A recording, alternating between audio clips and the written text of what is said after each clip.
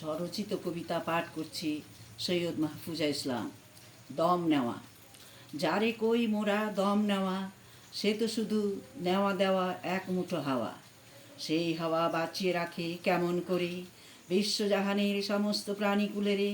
কেউ কি এখনো করতে পেরেছে আবিষ্কার এক মুঠো হাওয়ার নেওয়া দেওয়ার রহস্যভার?